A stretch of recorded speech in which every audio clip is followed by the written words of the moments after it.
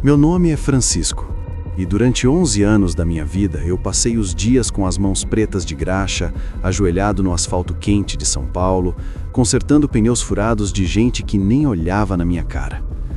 Eu não tinha faculdade, não tinha herança, não tinha padrinho rico.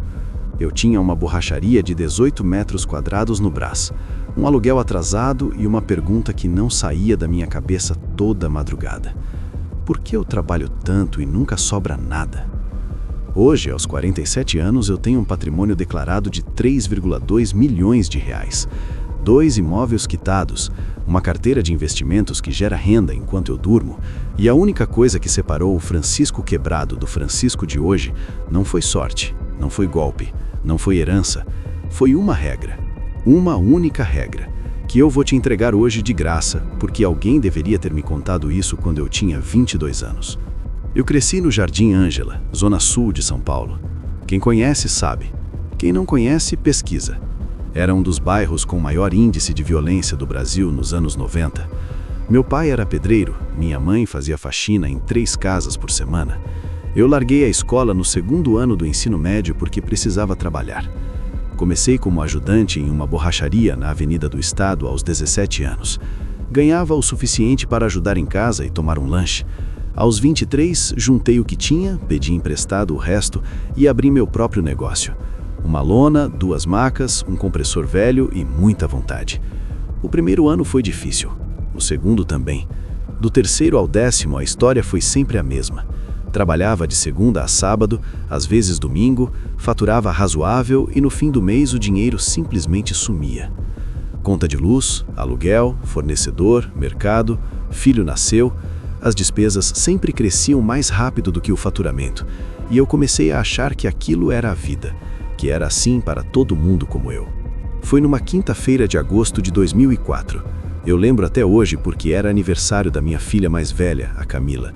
Ela ia completar 7 anos, e eu não tinha dinheiro para comprar o presente que ela tinha pedido. Uma boneca que custava R$ 34,90. R$ 34,90.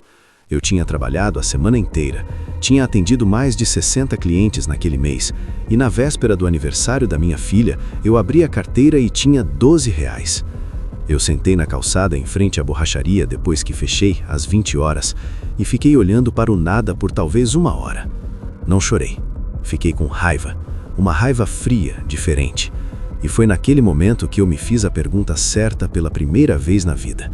Não por que não sobra dinheiro, mas sim o que as pessoas que têm dinheiro fazem de diferente que eu não faço. Essa mudança de pergunta, esse detalhe idiota, mudou tudo. No dia seguinte ao aniversário da Camila, eu comprei a boneca com cartão, parcelei em 3 vezes, me senti um lixo. Eu fui até a biblioteca pública do bairro. Não tinha ido numa biblioteca desde a escola. Pedi para a atendente me indicar livros sobre dinheiro. Ela me olhou meio estranha e apontou para uma prateleira pequena no fundo. Peguei 3 livros. Li os 3 em 2 semanas, nas madrugadas, depois que minha família dormia. O 3º livro tinha um capítulo inteiro sobre o que o autor chamava de a lei do pagamento a si mesmo. A ideia era simples a ponto de parecer mentira. Antes de pagar qualquer conta, qualquer fornecedor, qualquer despesa, você separa 10% do que entrou para você mesmo. Não para investir ainda, não para aplicar, só para guardar. E você age como se esse dinheiro não existisse. Eu li aquilo 3 vezes seguidas. Depois fechei o livro e pensei, isso é óbvio demais para funcionar. E foi exatamente esse pensamento que quase me fez jogar a oportunidade fora. Em setembro de 2004, eu comecei o experimento. Faturei R$ 2.400 naquele mês na borracharia. Separei 240, os 10%, no primeiro dia do mês seguinte, antes de pagar qualquer coisa. Coloquei em um envelope pardo, escrevi "Não existe" na frente com caneta preta e guardei embaixo do colchão. Parece primitivo, era primitivo, mas funcionou porque era simples. No final daquele mês, com R$ 240 a menos no meu fluxo, eu me virei. Paguei tudo o que tinha que pagar, cortei o que dava para cortar, me adaptei. O mês seguinte a mesma coisa, 10% no envelope antes de qualquer conta. 6 meses depois, eu tinha R$ 1.440 embaixo do colchão. Era a primeira vez na minha vida adulta que eu tinha dinheiro guardado. Não era muito, mas era meu. E aquela sensação de ter uma reserva, de não estar completamente à mercê do próximo imprevisto, mudou algo dentro de mim que eu não sei explicar direito. Mudou minha postura, mudou como eu tomava decisão, mudou como eu dormia. Deixa eu te mostrar a matemática que eu aprendi naquele período, e que nenhuma escola ensina porque é simples demais para parecer importante. Se você ganha R$ 2.000 por mês e guarda 10%, você tem R$ 200 sobrando. Em 12 meses, R$ 2.400. Parece pouco, mas você ainda não aplicou o componente que transforma poupança em riqueza, os juros compostos. Albert Einstein teria chamado os juros compostos de a oitava maravilha do mundo. Se você aplica esses R$ 200 mensais no Tesouro Direto, com rendimento médio de 10% ao ano, em 10 anos você tem R$ 38.000. Em 20 anos, R$ 137.000.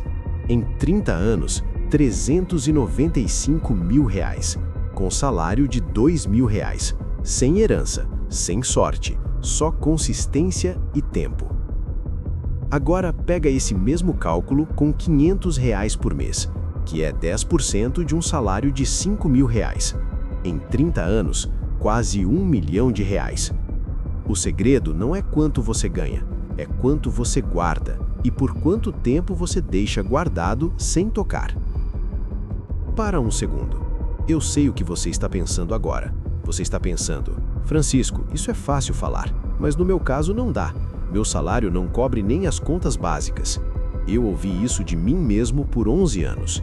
E eu vou te dizer uma coisa dura, com respeito, mas com honestidade. Essa frase é o maior obstáculo entre você e qualquer mudança financeira real. Não porque ela seja mentira, mas porque ela fecha a porta antes de você tentar abrir. Quando eu comecei com os R$ 240, eu também achava que não dava. Mas quando você remove 10% antes de ver o dinheiro, seu cérebro se adapta a um novo normal. Você não sente falta do que nunca chegou a contar. Isso tem nome na psicologia comportamental. Chama-se adaptação hedônica reversa. Os economistas Richard Taylor e Shlomo Ben-Artzi publicaram um estudo demonstrando que trabalhadores que automatizavam a poupança antes de ver o salário economizavam em média 3 vezes mais do que os que tentavam guardar o que sobrava. 3 vezes mais. Não porque ganhavam mais, porque o método era diferente. O primeiro passo da regra dos 10% é o que eu chamo de envelope invisível. É simples. No dia que o dinheiro entrar, seja salário, seja faturamento, seja qualquer receita, você move 10% imediatamente para um lugar separado. Hoje não precisa ser embaixo do colchão, como eu fiz. Pode ser uma conta separada no banco, uma conta digital diferente, um cofrinho físico. O que importa é a separação física e psicológica do dinheiro. Ele precisa sair do seu campo de visão financeiro antes que você tome qualquer decisão de gasto. O Banco Inter, o Nubank, o C6, todos permitem criar subcontas separadas com nomes diferentes. Crie uma conta chamada Não Existe. Transfira os 10% no mesmo dia que receber. Bloqueie as notificações dessa conta. Haja como se esse dinheiro tivesse desaparecido. Nos primeiros 3 meses, você vai sentir vontade de mexer nele. Não mexa. Essa resistência é o músculo financeiro sendo construído. É exatamente onde a maioria desiste e exatamente onde os resultados começam. Nos primeiros 12 meses, o dinheiro dos 10% tem um único destino: a reserva de emergência. Não investimento, não aplicação sofisticada. Reserva de emergência, que deve ser equivalente a 6 meses das suas despesas mensais. Se você gasta R$ 3.000 por mês, sua reserva de emergência precisa ser de R$ 18.000, guardados em algum lugar de liquidez imediata, Tesouro Selic, CDB de liquidez diária, conta remunerada. Eu demorei 2 anos para construir minha reserva completa. E sabe o que aconteceu quando eu terminei de construir? Parei de tomar decisões financeiras ruins. Sabe por que a maioria das pessoas faz dívida ruim? Porque não tem reserva. Quando o carro quebra, Quando o filho fica doente, quando o emprego some, sem reserva, você vai para o cheque especial, para o cartão rotativo, para o empréstimo de 12% ao mês. Com reserva, você respira, resolve e continua. A reserva de emergência não é para ficar rico, é para parar de ficar pobre. É o chão embaixo dos seus pés, e sem chão, você não consegue caminhar para lugar nenhum. Depois da reserva de emergência construída, e só depois, o dinheiro dos 10% começa a trabalhar de verdade. Esse é o momento que eu chamo de segundo destino, os investimentos de crescimento. E aqui eu vou ser honesto com você sobre algo que demorei para entender. Investimento não é especulação. Não é criptomoeda que vai triplicar em 3 meses. Não é guru do Instagram prometendo 30% ao mês. Investimento é consistência aplicada ao tempo. Quando terminei minha reserva, em 2006, comecei a investir os 10% mensais em fundos de índice de renda variável, o que hoje chamamos de ETFs. Hoje existem produtos como BOVA11 e IVVB11, que replicam o desempenho de centenas de empresas simultaneamente. Em vez de apostar em uma empresa, você aposta no crescimento do mercado inteiro. Nos últimos 20 anos, o mercado brasileiro rendeu em média 13% ao ano. Com aportes mensais consistentes de 10%, mesmo em crises, mesmo em quedas, o dinheiro cresce, porque quando o mercado cai, você compra mais barato. Quando sobe, você lucra. A consistência é o único segredo real. Deixa eu abrir minha história financeira real para você, porque números abstratos não mudam vida, mas números reais sim. Em 2004, eu comecei com R$240 por mês guardados. Em 2006, terminei minha reserva de emergência de R$8.640. Em 2007, comecei a investir. Aportava em média R$300 por mês. Em 2010, meu patrimônio investido era de R$28.000. Em 2013, já era R$89.000. Em 2015, quando o Brasil entrou em recessão e todo mundo estava desesperado, eu continuei aportando, comprei mais barato. Em 2017, meu patrimônio cruzou R$200.000. Em 2019, R$480.000. Em 2021, com a alta dos juros favorecendo a renda fixa, cruzei R$1 milhão pela primeira vez. Chorei. Liguei para minha mãe, que ainda fazia faxina, e disse: "Mãe, a gente chegou lá." Hoje, em 2024, são R$3,2 milhões em patrimônio total, contando os 2 imóveis quitados e a carteira de investimentos. Tudo construído com 10% do faturamento de uma borracharia, sem herança, sem sorte, sem atalho. Mas eu preciso te contar o que quase jogou tudo fora. Em 2012, um amigo me apresentou uma oportunidade, um esquema de pirâmide financeira disfarçado de investimento em commodities. Prometia 8% ao mês, garantido. Eu tinha R$60.000 acumulados na época. Coloquei R$20.000. Perdi tudo em 4 meses. Não foi falta de inteligência, foi ganância. A mesma ganância que ataca todo mundo que começa a ter algum dinheiro. Aquele prejuízo de R$20.000 me ensinou algo que nenhum livro tinha me ensinado ainda. Preservar patrimônio é mais importante do que fazer patrimônio crescer. Warren Buffett tem 2 regras. Regra número 1, nunca perca dinheiro. Regra número 2, nunca esqueça a regra número 1. Depois daquele episódio, eu criei uma regra pessoal que sigo até hoje. Jamais coloco mais do que 5% do meu patrimônio em qualquer investimento que eu não consiga explicar em uma frase simples para minha filha de 7 anos. Se eu não consigo explicar, eu não entendo. Se eu não entendo, eu não invisto. Em 2016, aconteceu algo que mudou a escala de tudo. Meu contador, um homem chamado Antônio, que trabalhava comigo desde 2008, me chamou para uma conversa. Ele tinha percebido algo nos meus números. Eu estava gerando patrimônio pessoal consistentemente, mas minha borracharia ainda operava de forma completamente informal, sem estrutura, sem proteção jurídica, sem planejamento tributário. Ele me sugeriu formalizar a empresa como pessoa jurídica. jurídica, otimizar o regime tributário e começar a usar parte do lucro para adquirir imóveis comerciais para alugar. Comprei meu primeiro imóvel comercial em 2017, uma sala de 42 metros quadrados na região do ABC Paulista, por R$ 185 mil, financiando 60% em 15 anos. O aluguel cobre a parcela e gera R$ 400 de lucro líquido por mês. Parece pouco, mas é dinheiro que entra sem eu trabalhar. A regra dos 10% me deu o capital me deu as opções me deram a liberdade. Agora eu vou te entregar a revelação que está no centro de tudo. A coisa que eu só entendi completamente depois de 15 anos aplicando a regra dos 10%. A riqueza não é construída com grandes golpes, é construída com pequenas decisões corretas, repetidas 1000 vezes por muito tempo. Isso vai contra tudo que a sociedade te ensina. A sociedade te mostra o bilionário que ficou rico da noite para o dia, o cantor que estourou com um hit, a startup que valeu bilhões em 3 anos, e você compara sua vida com esses 0,001% de casos excepcionais e conclui que sua vida é um fracasso. Mas a matemática da riqueza real não funciona assim. Funciona como uma árvore. Os primeiros anos, você só vê um galho fino. As pessoas riem, você duvida.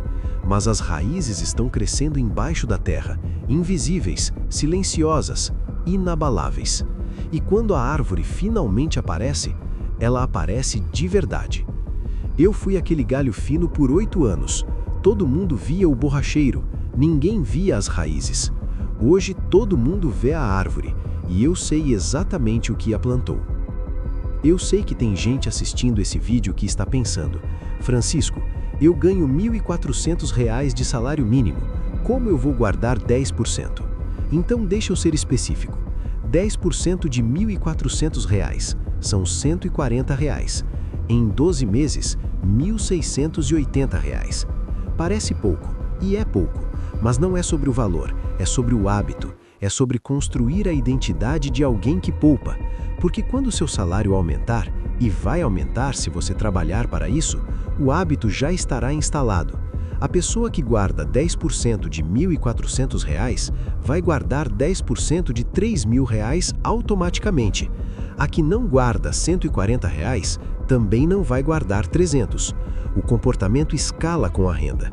Com R$ 140 por mês no Tesouro Selic, hoje, rendendo aproximadamente 10,5% ao ano, em 5 anos você tem R$ 10.800. Em 10 anos, R$ 28.000. Esse valor pode ser a entrada de um imóvel, pode ser o capital inicial de um negócio, pode ser a reserva que impede sua família de passar pela crise que você passou. Não existe valor pequeno demais para começar. Vou te contar os 3 sabotadores que vão aparecer na sua vida assim que você começar a regra dos 10%. Primeiro, você mesmo. Nos primeiros 90 dias, seu cérebro vai criar justificativas perfeitas para usar o dinheiro guardado. É só esse mês, essa oportunidade não volta, depois eu reponho. Não repõe. Nunca repõe. Segundo sabotador, as pessoas ao redor. Quando eu comecei a guardar dinheiro, minha própria família achava que eu estava sendo mão fechada. Amigos chamavam para sair e eu dizia não, porque havia cortado gastos supérfluos. A pressão social é real, especialmente em comunidades onde ostentar é uma forma de pertencimento.